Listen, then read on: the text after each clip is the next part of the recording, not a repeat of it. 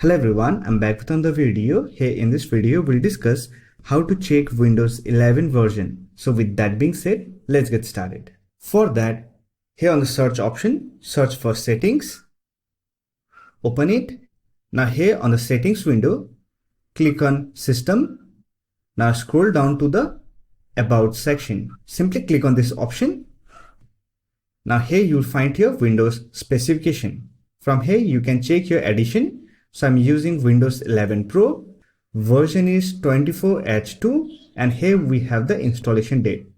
Also, you will get other information like OS build number and Windows feature experience package build number. There is also another method to check Windows version. For that, simply press Window R and it will open the Run dialog box. Here simply type WINVER, then click on OK. And it will open about Windows prompt. Here you find your Windows 11 version and OS build number.